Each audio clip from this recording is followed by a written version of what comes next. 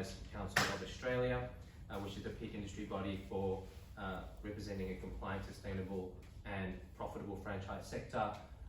When I was speaking to Mary before, I understand they have 4,000 members, about 3,000 franchisors, I think.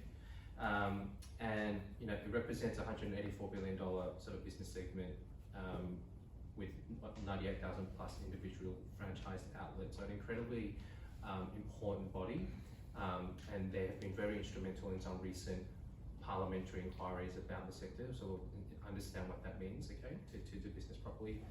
On top of her role, she's also a member of ASIC's Small Business Advisory Committee, and also a member of the Victorian Government's Restart and Recovery Ministerial Advisory Committee. Okay, so please clap your hands and welcome Mary. Alex has a real passion for agribusiness. He inspired me to go on and do a master's in agribusiness. I can think of nobody else in Gippsland or Australia indeed that's got that much passion for agribusiness, and I'm very honoured to be in his presence tonight as well. Thank you. I'll say a couple of words about where we're at as a sector, where I think we're heading, and why this relationship is so important to the FCA and to me personally. Firstly, with the FCA, we're a peak industry body. We're not a regulator, we're a voluntary industry organisation. Macpherson Kelley are a very significant and important member of the FCA. There's an analogy with franchising that it's like a three-legged stool. You have the franchisor, which is an incredibly important foundation, and you couldn't have a business without the franchisor. You have the franchisee, and without the franchisee, you wouldn't have a business either. But just as important in that relationship is the advisor, the business advisor, the lawyer, the supplier, the farmer, because we can't do without this third pillar either. And so at the FCA, we put a lot of work into business education, information, resources to help our members run good businesses, and the input of our legal firms, our legal members, like Macpherson Kelley is absolutely integral to that. In 2018, there was a parliamentary inquiry into the Franchising Code of Conduct, its operation and effectiveness. So that was on the back of a number of years of complaints from mainly franchisees who had gone into a business, as everybody who goes into a business with hopes and optimism that certainly weren't met, and in a number of cases were quite concerning. And so it was a bit of a baptism of fire for me. I started in the role a couple of weeks, I think, before or after that committee had been announced. It was about 71 recommendations. It was about a 360-page report. And to distill some of the key issues, there was unacceptable financial loss of some franchisees that had gone into franchise business, and a number of other issues as well. The FCA has worked really hard to meaningfully address those issues since then. And I think it's important that if you have a problem, you shine a light on it and you front up to it, and that's what we've tried to do. And how have we tried to do that? Through better information, clearer information. It's very important that if you're looking at buying a franchise business, that you get expert advice from a franchise lawyer who specialises in franchising as their area of expertise. So not a suburban solicitor that does wills and probates and might look at a franchise agreement every couple of years, but someone like Macpherson Kelley was a firm that does that every day. Look at not just your upfront capital costs, but what are the ongoing costs of running that business. Have a think about whether you actually want to run a business. Are you comfortable managing staff? Do you like dealing with customers? If you're looking at buying a bike shop, are you interested in cycling? Do you know a little bit about that area? Those sort of things are really important. Have a think about third-party relationships. If you're in a bricks and mortar building, what are the terms of commercial leasing agreement that you might be signing on to? Things that have nothing to do with the direct relationship between you and your franchisor. Are they a member of the FCA? Are they held to account of our member standards and exposed to ongoing training and education and compliance information? all of those sort of things. And I can touch on that more in the Q&A. Just thirdly, to sum up before we do get into the Q&A and introduce our other panel speakers, COVID has been an extremely trying time for all of us in different ways, and I think it's going to change the shape and form of how we do business in Australia. Franchising, like any business, is not fail-safe, it's not bulletproof, but it does give, I believe, an improved resilience and capacity to withstand challenges. Why is that? Because you've got a franchisor who's continually investing in innovation, development, research, and you're not alone. You own your own business, but you're not on your own in running it and meeting the challenges and opportunities. And finally, Australia is a net importer of capital. We can't do everything by ourselves. We've got, pre-COVID, 14 million people in the workplace. 2 million of those were visa holders. For skills, for capital, to make us the fantastic multicultural, vibrant community that we are, to be able to offer a wide variety of goods and services that meet the tastes and different choices of our wonderfully diverse community. That is why international engagement, trade and investment are so important. Malaysia is our 8th largest trading partner, and that relationship I think should be front and centre to how we view franchising in Australia. We've got some fantastic brands already here, and I think that's a two-way relationship where we can bring some wonderfully special things to Malaysia, and I think people, products, culture and tastes from Malaysia are something that is dear to the heart of many Australians and can play a very important role as we move forward and restart and recover, especially in this time post-COVID. Thank you so much for having me along tonight, and I'm looking forward to answering questions later on. Thank you.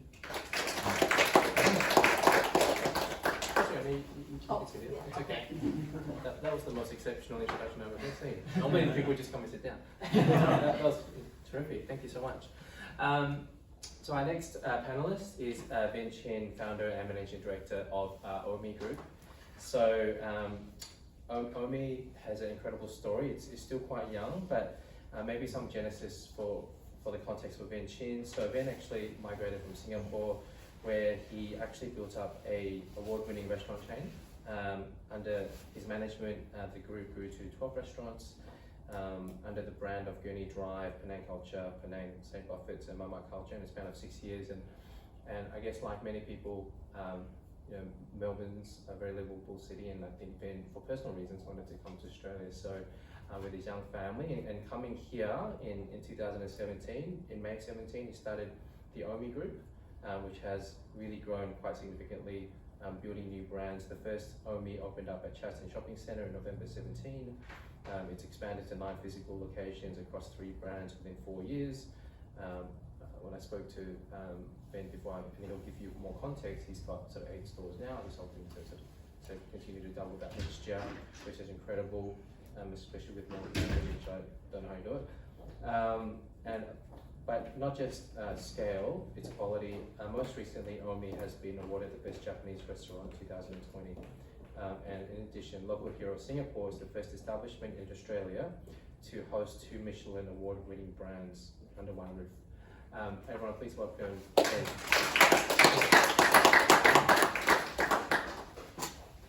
Thanks, man. And last but not least is, again, the support of Macpherson Kelley lawyers today. Paul Curtin, who's the legal practice principal here at the firm, also head of intellectual property and trade at Macpherson Kelley. When I was speaking to Paul, he's been at the firm for 29 years. Nearly 29 years? Yeah, there you go. That's loyalty and dedication. That's why I grew the beard, if I'm a bit older. which is excellent, and which is also representative that the firm was basically still called the same name, which apparently a lot of law firms change after a while. So yeah, certainly, as Mary has said, that legal expertise is incredibly important for this sector. So please welcome Paul. Thank you. Okay, so I really do want to keep this really informal. I don't really want to have to ask too many questions, but I'll obviously start off with a couple. So I guess an opening question, just for everyone, and we'll keep it fluid. I guess, From your respective experiences, and you'll come from different point of views, and we'll just go down the line, is why do you, and I think we'll start with the franchisors, okay?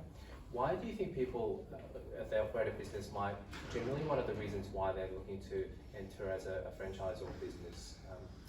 Mary, myself. I think franchising, and it is just a way of doing business, right? It's not an industry sector, and sometimes in the general community, there's a misconception there. It is such a diverse sector. We often think of food retail, but you've got home services, beauty. I like to say from hairdressing to hamburgers and finance to fitness. But it really is taking a great, well-known brand, and we often think of something like McDonald's, that is really synonymous with particular products or services. You know that if you go to Terrelgan or Toowoomba, you're going to get the same quality coffee and the same texture of a hamburger, because it's done exactly the same way. And there's a simplicity, but a methodology in the processes and the rollout of that you can expand across a number of different outlets. So then I think the second question is, why don't you just have company-owned stores and lots of different outlets? I think McDonald's have got about 900 franchisee-owned stores across Australia and about 100 company-owned stores. For example, if you ask franchisors, consistently and overwhelmingly, franchisee-owned stores where the person owns their own business absolutely outperform company-owned stores, because there is an incentive there. I'll give you an example of an equestrian brand. I won't name the brand. I come from Warragul in West Gippsland. One of my friends said, I went to return some equestrian equipment to this store, and it was great when the franchisee owned it, because they'd still be hanging around a couple of 10, 20 minutes after 5 o'clock. If you were running late, it didn't matter. And it went back to being company owned, and right on the banger of 5 o'clock it was shut. She couldn't return her stuff. So there is just that added incentive as an owner of a business with skin in the game, to really want to kick it out of the ballpark. So that's my view. Thanks so much, Mary. I've actually learned quite a bit there. How about you, Ben? Because you're a franchisor. Yep. You've done this successfully in Singapore. What's the inspiration for you? I think we are franchisor as well as franchisee, because we took some brands from Singapore as well, so we understand from both sides. So I think for franchisor, especially someone without a big capital behind, growing by company-owned store as well as franchising is more ideal in terms of the capital intensiveness. Yeah, that's right. So, but selecting franchisee, I think is not easy, because like for us, we start the business OMI Group here for about 4 years. We have quite a number of franchise inquiry. There are some franchisee who just say, I have money, I hope I buy a franchise, you run automatically, and I don't have to put in effort, which is not true. So this kind of franchisee will straight away reject them. Yeah, so we expect the franchisee to work at least full time a year inside the restaurant to understand everything inside out. So like I always say, even though you buy a McDonald's franchise, if you don't put a heart to run it, it will fail as well. Yeah, so it doesn't mean buying a franchise will definitely work. Yeah. Perfect. And dumb question, that requirement to work in the store for at least 1 year, is that a common industry practice, or is that sort of something that you put in? I don't think it's common. I think a lot of franchises don't require them to run, but for us, I think it is a compulsory for us. Yeah, good on you, because I think you want to scale, but you also have to put some discipline there to make sure that you scale the right people. For us, we don't put a target, say by what year we need to hit what number. Yeah. So as long as we can find the right partner, right location, then only we open. Sure. So there's no stress on us to must grow by what. Yeah. Excellent. Thank you. We'll come back to this, because one thing I just remembered is I saw that you've been CEO for 3 years, 8 months, and you've been going for 4 years, so almost half your life is COVID affected, so we'll come back to that thing. Paul, interested in your perspective, mate, in terms of clients coming in. So in terms of the clients that we see, probably one of 3 types of clients in franchisors. Some would be those who are starting up from scratch, and their model will be right from the very start a franchising model. So they'll have the development of the system, the idea, put it in place in terms of the planning, and then use their franchisees to help drive the growth of the franchise system. The next one's probably that sort of group, maybe 5 or 6 years later, where they own 4 or 5 stores themselves, or 8 or 9 employees, and they want to expand beyond just the company-owned structure into a franchise model or a hybrid model. And it's just really replicating what they've already done in a sense of a franchisee running that store as an owner, and that's for the reasons that Mary said. It's much more powerful having ownership there. And then we see the other ones who are very, very large businesses with a big network of stores or service people, and want to change what they're doing. They're probably sick and tired of having 1,000 employees to manage. If somebody's sick in Albury, they've got to find somebody to replace them. The hassle of management is just getting too much for that size of the business. So they break it down into a franchise sort of model and then try and carve out and give to the franchisees that part of the business they've already got. And so they're converting themselves into a franchise model from that. So there's sort of the three ways they can do it. But I think overlaid with that is you've got to have a need and a want and a real passion for franchising to be a franchisor. And I think that sort of separates the ones that do it for, need or effort for the ones that do it because they want to make the franchisee also succeed. And if you have an unfranchisor like that, they're really there to make somebody else successful, give them opportunities that they had when they were smaller. And they're the ones I think who really do lead the way in terms of the good franchisors. That's terrific. Paul, and I guess from your perspective, what are some of sort of like the really sort of obvious things that you see from your perspective where someone comes in and they're thinking about being a franchisor or franchisee? What are some of the really sort of big things that you kind of just want to impart on them to really consider? Obviously, picking a good advisor is one, but what are some of those sort of key things that they might overlook from your perspective? Yeah, I think a key part of it is to understand the framework of what franchising is in Australia. It's a regulated industry. It doesn't control necessarily the nuts and bolts of the agreement or the terms you want to put in place. If you're a franchisor, you can be as controlling as McDonald's, or you can be quite loose, but you're still a franchisor. So understanding what that franchise expects of you as a franchisee, or if you're a franchisor, understanding what you want in terms of control levels you need for your system to work properly and to work in a way that's going to be acceptable to the end customer. Yeah, thank you. And maybe Mary, from your point of view, you touched on the parliamentary inquiry that happened a few years ago. I mean, maybe just for context, where that might have originated from, and what are some of the key things as an industry that was of concern, but that maybe you've tried to help improve as part of your association? So I think three things. How did it start? What did we learn? And what have we done since?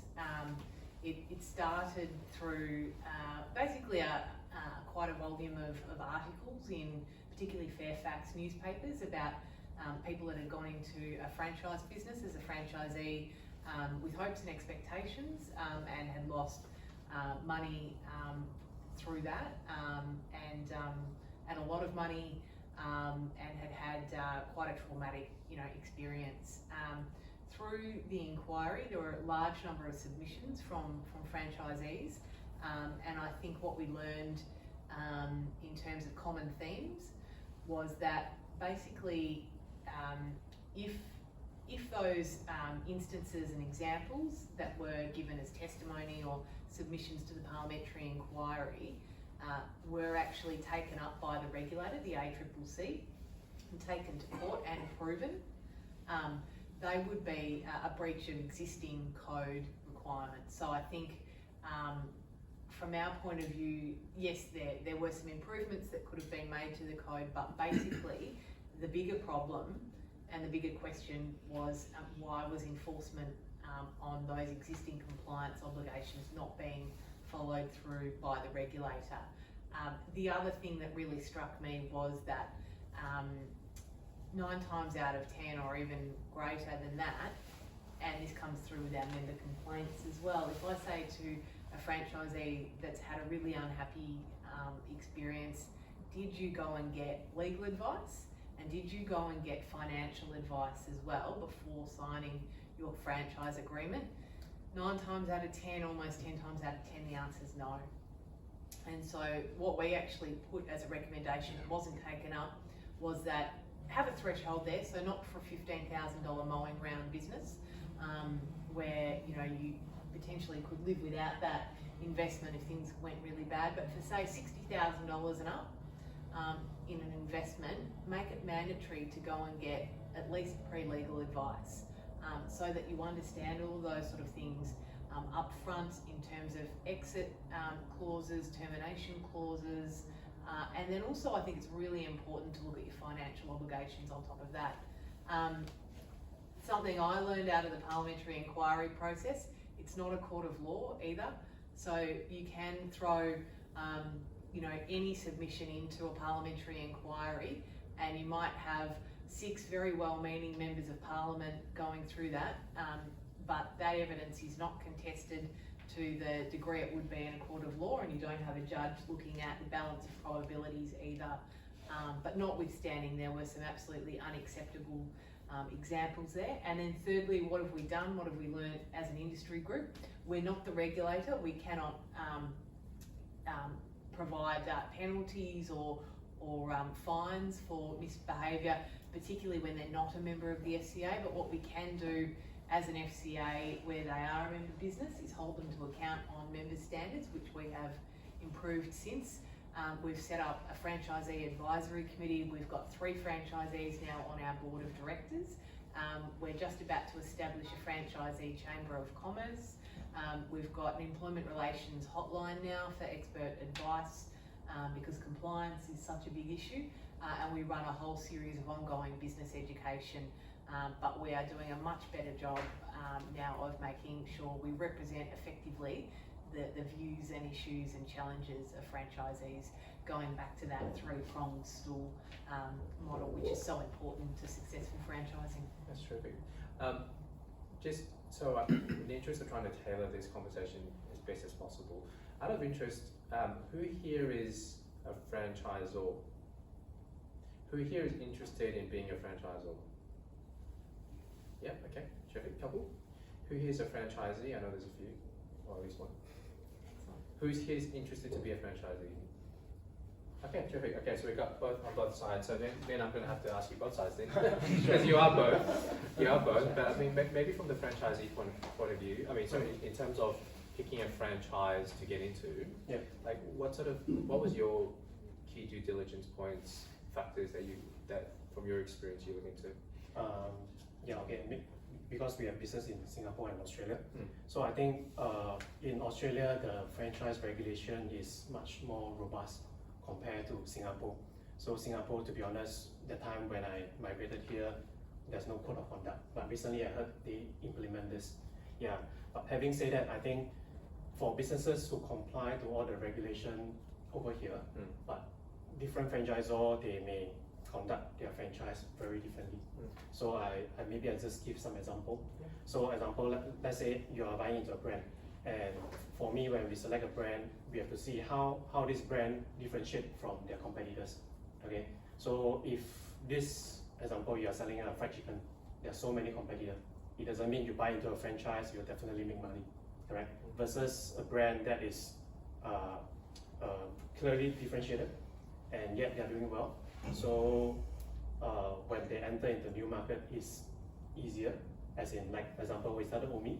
We are Japanese fusion, and we specialize in Wagyu in a food court environment. So basically, we have no competitor around this area. So whenever shopping mall we go, we are able to enter. So yeah. Then the other thing is for like the investment from the franchisee. There are 2 different ways franchisor conduct this. One is using they call it turnkey project. So they tell you, oh, this franchise costs 1.2 million for a restaurant, but they want to give you the breakdown. Or they become very vague on the big breakdown. Another way, what we're doing, we are more transparent. So every item we list out what's the franchise fee, and even shop fitting, we will say you have to use our designer, but we will tender it out to anyone. So we encourage the franchisee to say, ask your shop fitter to come in to tender, and we can recommend some of the shop fitter. So when the quote come in, we can compare and decide which one is the best to go. Sometimes doesn't mean the cheapest are the best. We have to see whether they're experienced enough in the shopping mall, and we also have to see they can finish the job in how many weeks. So example, let's say one shop fitter can finish in 3 weeks, another one finish in 6 weeks. So there's a difference in 3 weeks of sales, and versus the amount you save whether it's justifiable. So we have to weigh that. Yep. Yeah, It's really good. that's right. And from your experience, perspective, Paul, if a potential franchisee is looking at the offer document or disclosure document, what are the sort of things that you would encourage them to sort of focus or be considered? I think back to Mary's point, the first thing is read it, because often people don't, they just think it's a good document, or they think they're all the same, so make sure you do read it. I think to always look at 2 or 3 different franchise systems and compare them. They all have documents, especially disclosure, but it's all in the same format, so you can compare, you know, it's clause by clause and see why they're different. Why does this one charge $100,000? Why does one charge $30,000? What's the experience of this person? Is it 12 years in retail, or is it, you know, 6 months after a course? So it's your choices you're making. So look at the words that are there on the page. And then the other key, I think, is to talk to other franchisees. So in the disclosure document, there's a list there of all the current and prior franchisees who are allowed their names to be there, and you can call them up and ask them, what's your experiences? Do you like it? Do these guys follow through? Do they support you? And just talk to different franchisees, both who are still in and those who have left as well. And you can see a very, very clear picture is what the promises have been made, followed through with. And is that a legal requirement, is it? To... Yeah. Oh, okay. Yeah. Yeah. It's one of the best things in that document. Okay. You get real life experiences from people who are there on the ground doing it. Yeah, yeah, I mean, it might not be a fair question to ask you, but what percentage, or if you had a sense, what proportion of people would actually make the effort to contact one of these people? Very few. Is that right? Yeah, I think so. Yeah.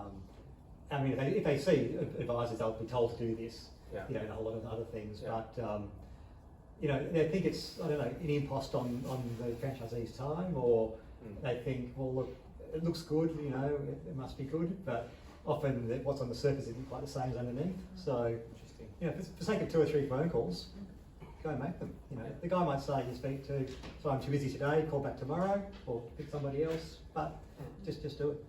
Would you have it done again? Yeah. Or why did you sell? I made so much money, I want to retire. Oh, great. I'll jump in. Or if I failed, then you want to know that too. That's excellent.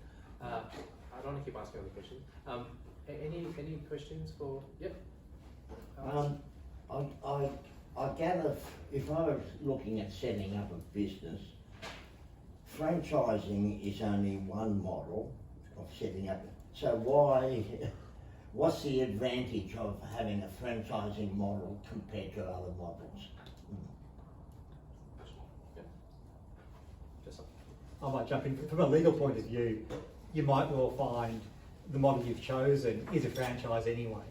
So it could be a what's called a license or distribution, or some sort of management agreement. But if it falls within the franchise definition, there's a right to run a business, there's a payment to be made, there's a trademark to use, and there's some control or suggestion how they run the business or how they market the business, you are a franchise, whether you call it that or not. So you could have a business structure and have a franchising model just within yeah, that. or still call something else, but you may have to comply with all the code requirements. And Mary, So you're asking from the perspective of a franchisor or as a franchisee? If it, as a franchisor, why we want to franchise the business versus company owned? I think Paul just now touched a bit on that. I mean, first thing is the capital. So example, let's say I start a kiosk in a food court, cost me $500,000. If I need to open 10, it will cost me $5 million. Do you have this capital? Versus maybe you only start 1 or 2 company owned, the rest you franchise out. So franchisee pay you the franchise fee, royalty, and share the risk with you. Yeah, but of course, if the outlet is doing well, then definitely the franchisee will get the majority share of the profit. You will get a portion of it. Yeah, so these are the difference. Perfect. Would be a broad question, but I think hopefully it's valuable. From both the franchisor and franchisee perspective, from your collective experiences, what are the key attributes of those business owners that you generally find will have more chance of success? If that makes sense. Yeah. Yeah, Mary? I think from a franchisee's perspective, certainly, get up and go, entrepreneurialism, all of the things and attributes that you would see in any small business owner. But to kind of match that up with Alex's question, you're running your own business, but you're not on your own. If I think of some of our fitness brands, health, fitness, beauty, that's a really growing industry at the moment. You compare a fitness brand where franchisors continuing to invest in innovation, market research, all of those things that you're benefiting from in your business, compared to non-franchise gym who you've got to be the HR manager, the IT manager, chief customer officer, all of these things in a small business without any backing or support behind you.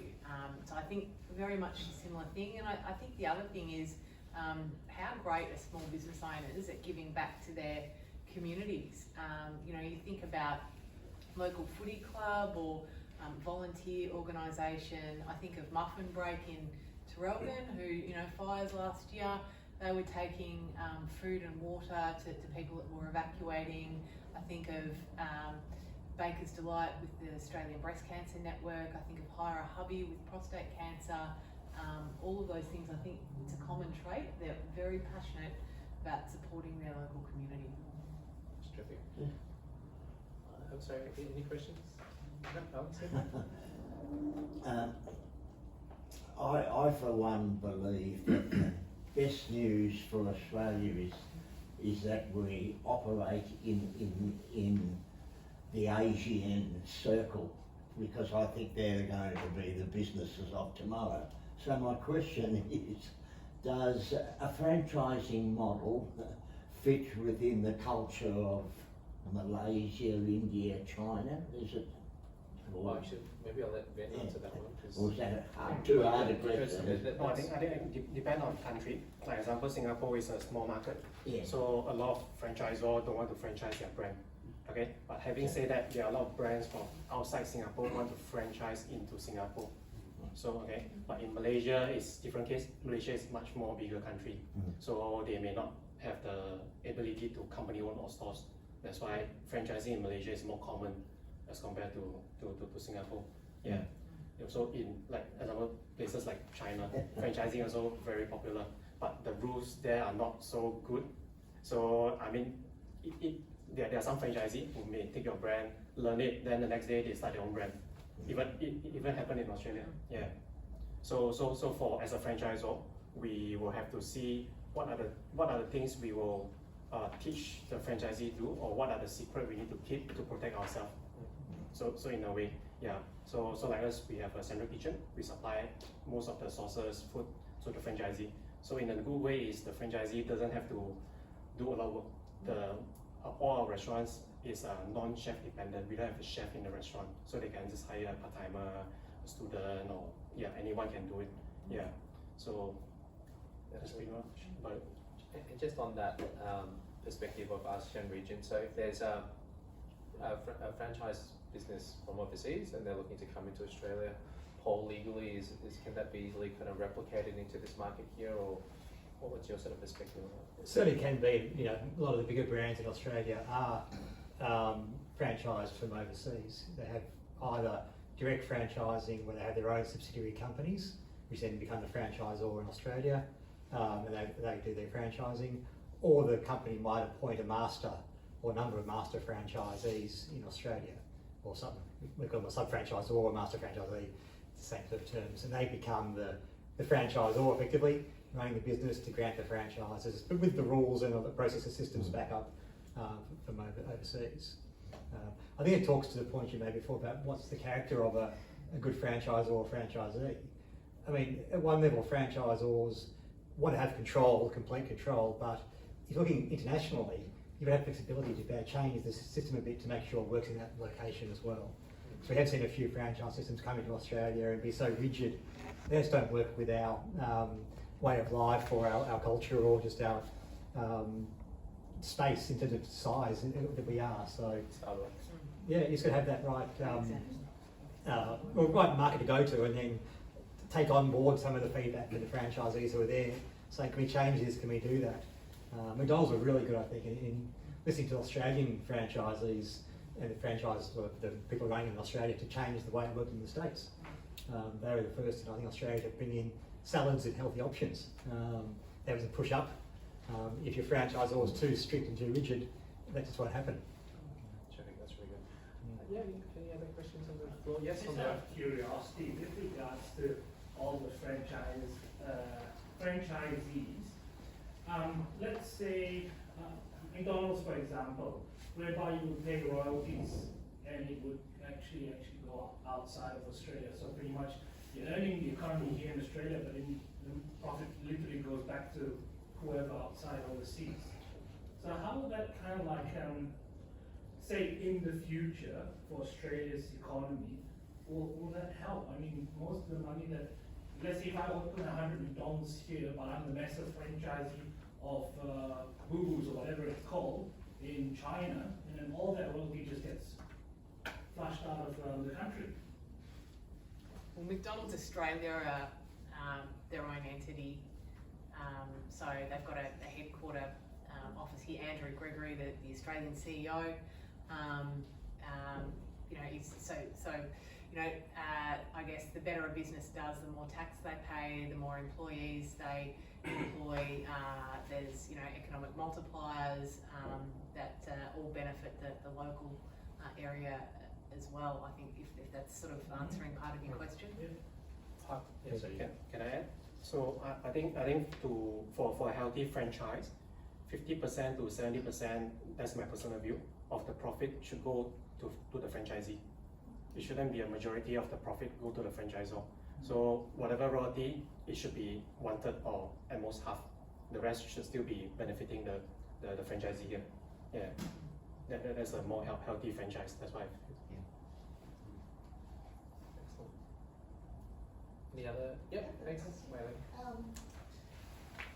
How do you see COVID impacting the franchise world, generally globally, and particularly in Australia? Do you see that being a healthy trend?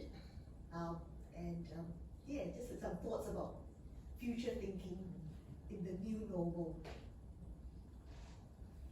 Yeah, it's a great question, and one that we've put a lot of thought into, particularly recently. So last week we had Bernard Salt, the demographer, do some work for us and present to our members on these kind of trends through COVID. So obviously through COVID, lots of people working from home, going back now, but we're not going to go back probably 5 days a week, 9 to 5.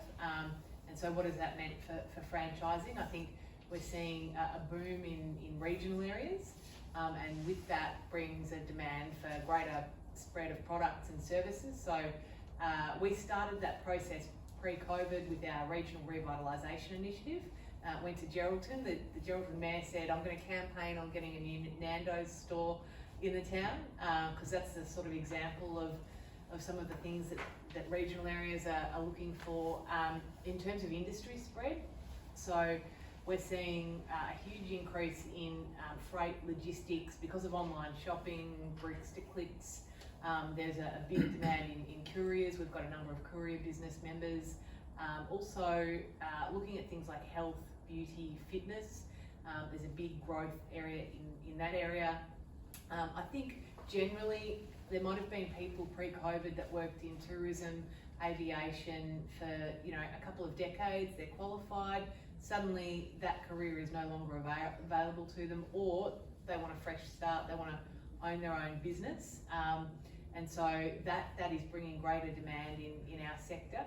And I think the other thing that's really booming is home services. So home maintenance, brands like Hire a Hubby, VIP home service cleaning, because people are sitting at home on a Zoom. They're going, oh, really need to redo my kitchen, or repaint the lounge room. So they're spending more money there. The other one, surprisingly, is pet grooming. So it's really low entry to get into. $15,000 to $20,000 to buy a trailer. Lots of people out of emergency services, ex-Defence Force, who are also great at following processes and frameworks already, so they're a good match for franchising. But you know, everybody it seems through COVID has got a dog. You know, a cavoodle, I think someone was saying to me, has gone up from like $6,000 to $8,000. You're going into an animal shelter, you can't even get a dog. So there's huge demand. Lots of single parents because they can choose their own hours. Some of those guys are clearing $2,000 a week. And then the other area that is going to rebound will be, you know, food and hospitality. They've had a terrible time, I think, along with fitness. First to get locked down, last to open up again, but that's not their fault. That's government mandated lockdowns. Now that we're out of that, they're going to make a recovery. But there's some broader issues we need to address there: skills and labour shortages, which is so important that federal government's announcement this week on opening up borders again to visa holders, that will really help to get those industries back up and pumping. Terrific. How about Ben? Do you have a perspective on COVID and how you're thinking about it? Well, I think COVID definitely impact the food industry during the lockdown. Yeah, but I think for as a franchisee, it's very important how the franchisor actually help the franchisee. Like I've seen there are quite a number of brands, they don't really reduce their royalty or what because it's not obligation from the government. Yeah, but people, I mean, like us, we actually halve the royalty during the period. So I mean, now after lockdown, all our stores, all our franchisees are still in business. Yes. Yeah. So, and also I think moving forward, like what Mary mentioned, regional is actually doing very well. For example, our store in the Glen, they are doing like 40% higher sales than last year. Sorry, than before COVID.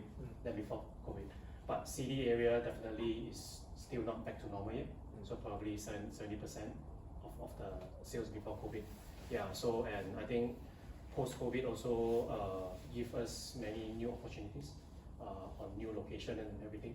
So even our existing franchisee keep asking us for a new location, so they are expanding as well. I think one thing that when we're talking was one thing COVID helped you as well was you launched more brands. Yeah, you had so time to especially work on the business. Yeah, during lockdown we actually developed quite a number of brands.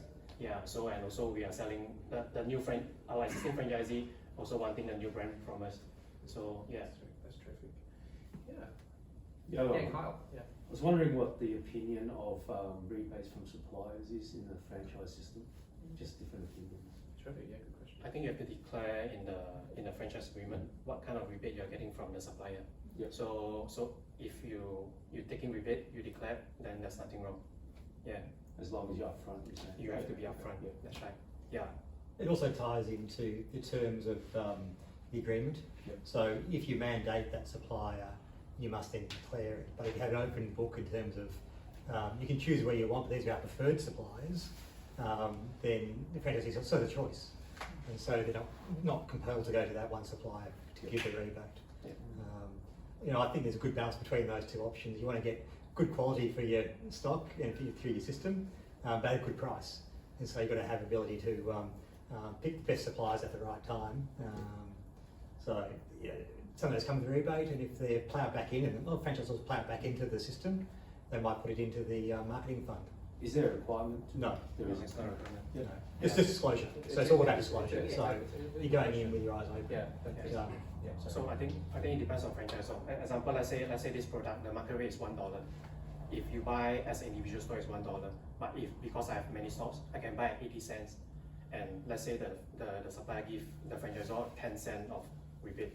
So I think it's still reasonable because it's still lower than market rate. You know, but as long as you declare clearly on this thing, I think the franchise system, when you have economy of scale, Yeah. it should benefit everyone. I think that that situation, everyone wins. So That's right. Yeah, that's But good. I've There seen, are reverse. yeah, I've seen franchisor who actually sell higher than market rate and make compulsory for the franchisee to buy from them. Yeah. Well, and that's one area where disclosure and the more enhanced part of it, which came into force this year, actually made that to be much more disclosed. Yep. And it's probably help show those franchisors who do the right thing, and those who try and hide it as a rebate but some massive markup. Yeah. The only problem with the changes that have been made, and yes, there are some very good examples of why improved transparency is necessary, but if you take a business like Mitre 10, their biggest competitor might be Bunnings, they would have literally hundreds of different items Yep. Now, if I switch to Coca-Cola, Coke has more market power than even the supermarkets, right? If you're a little restaurant and you get Coca-Cola and you want to get it in a glass bottle because it's nicely presented like that, you want to get it delivered chilled so that your franchisee is not mucking around, unloading stuff. Your non-franchise competitor would be very, very interested in exactly how much Coca-Cola you get and what price it's being sold to you at. And so, yes, there is a need for transparency and disclosure, but our concern also is that it's not presented in a way that creates a two-tiered economy, puts franchise businesses at a disadvantage and creates instances of market abuse or inappropriate uses of power in those sort of examples. Dumb question because I'm not obviously as sort of familiar with it, but if there was the requirement for this rebate, could a franchisee try and negotiate that with the franchisor on an individual basis, or that's typically just Generally not. I mean, they have the scale to do so, Yeah. or Yeah. allowed to either. Yeah. Generally, it's either a list of preferred suppliers. You must buy from them. True. There's good reason for that too. You know, coffee beans are a great example. Franchisors want consistency and quality, and you know, if you have a franchisee saying, well, but I can get, you know, these coffee beans for less, it's going to cost me less, it might cost you less money, but also if you go and have one bountiful coffee at a ABC franchisor brand in Melton, you're probably never going to go there again, and it's going to harm every other franchisee in that network. Complicated. And there is a follow-on. The code of practice is a formalised code, is it? Yeah. So, Great so question. if you were meeting the standards within that, Yeah. yeah. And Australia has the most highly regulated franchise sector in the world, and I think also, you know, we've got issues that we need to address as a sector, but if we've already got the most highly regulated sector in the world, is introducing more red tape actually going to solve those issues? New Zealand don't have a code, they have a voluntary industry association, but you've got to meet their member standards. They have far less instances of disputes than we have. Singapore is another good example. So there's some interesting international things that we could benchmark here on regulation. Yep. No?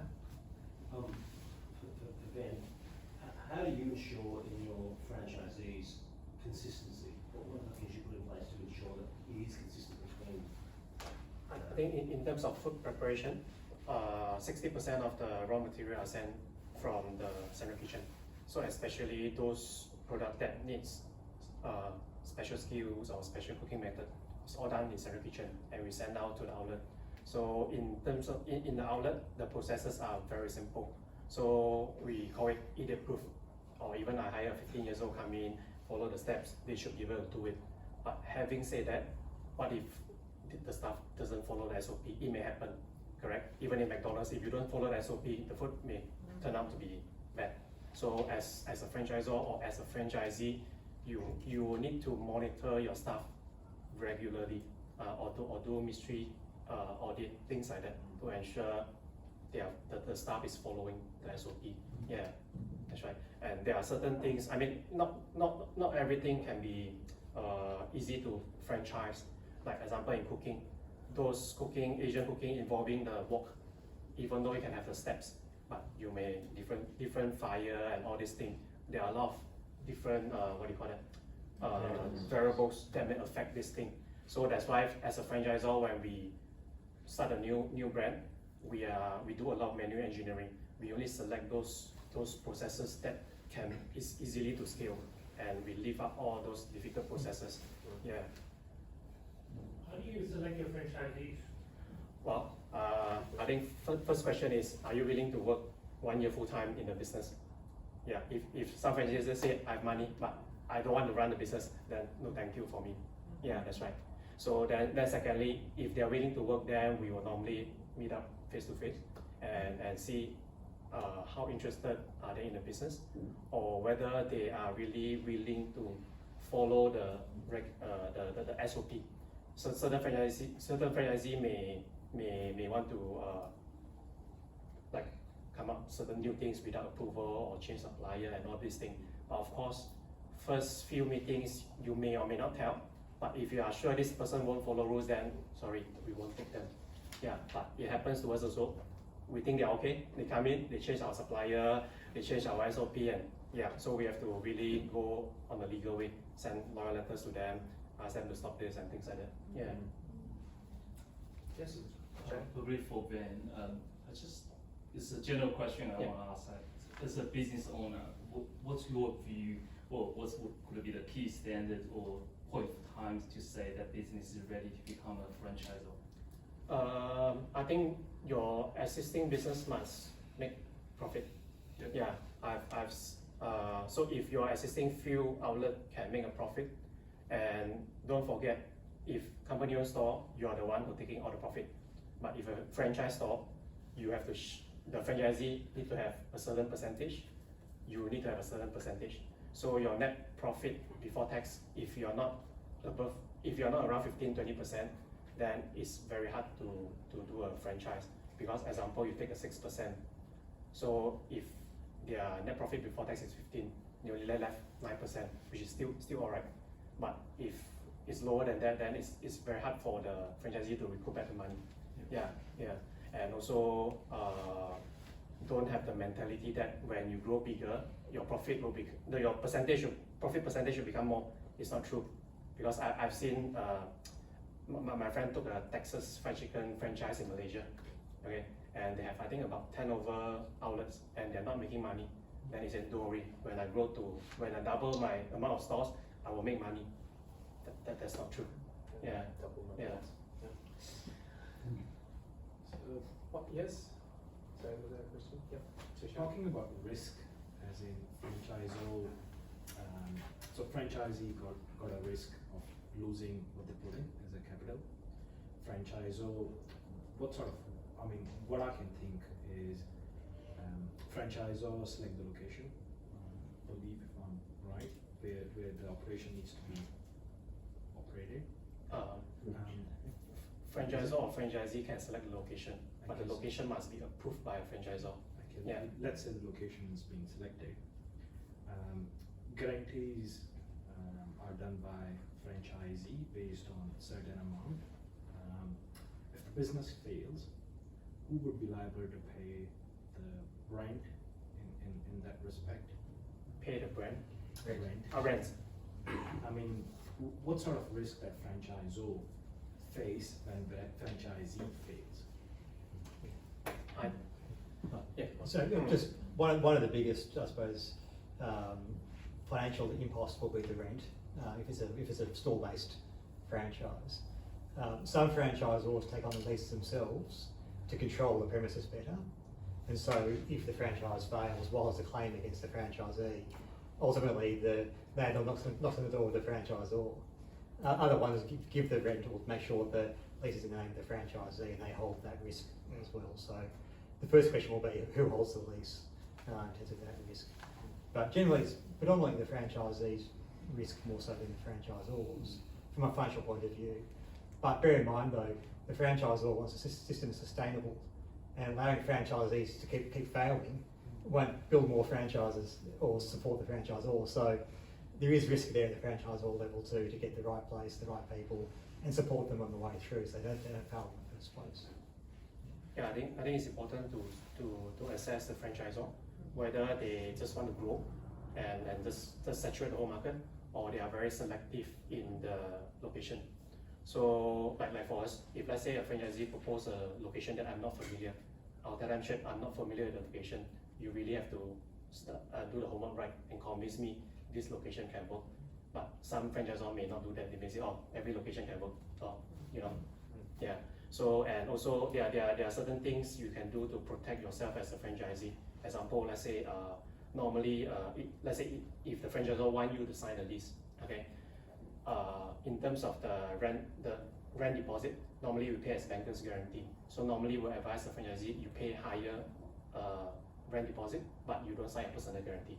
So in that case, touch wood, if the business doesn't work, you can cut loss at a certain point. Yeah, if not, they will go after your personal assets and all this thing.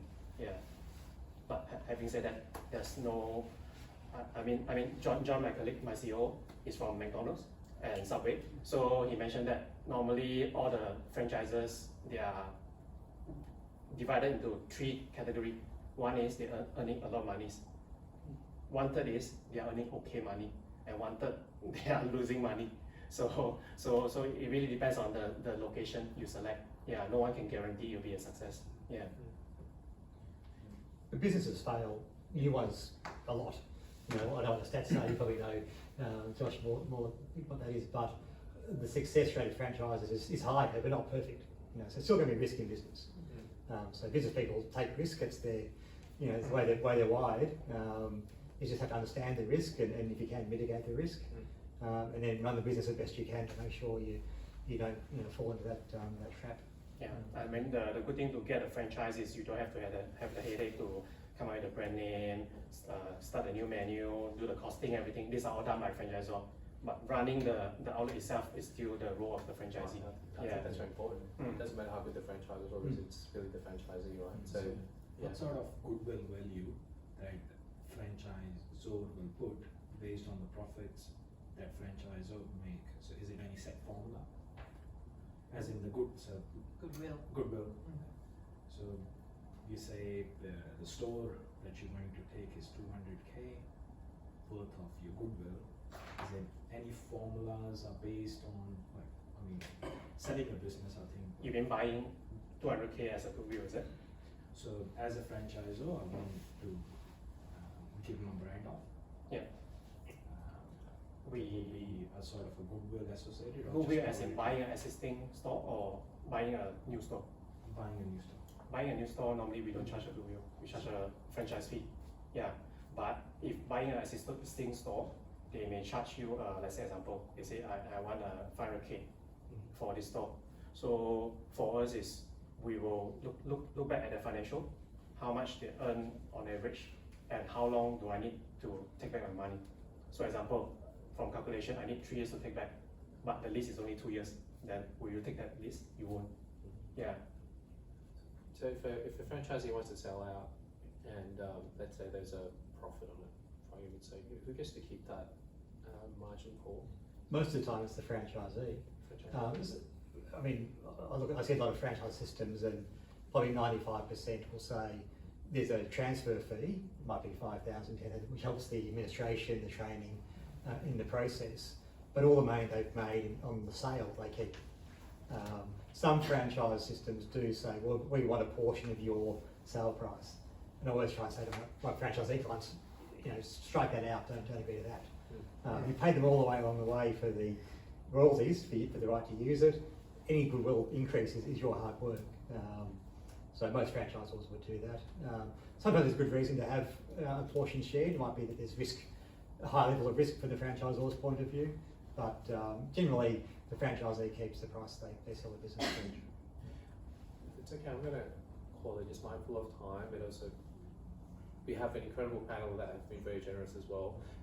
Hopefully you might choose to stay, but it's okay. We obviously will welcome any of those that might want to stay afterwards for some refreshments. But if it's okay, we've got some gifts for the people here today. And I'll go through one by one. But Mary, thank you so much.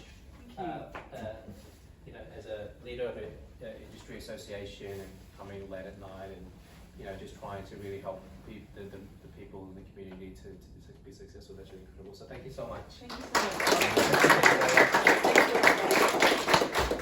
much. And then obviously, as a business owner,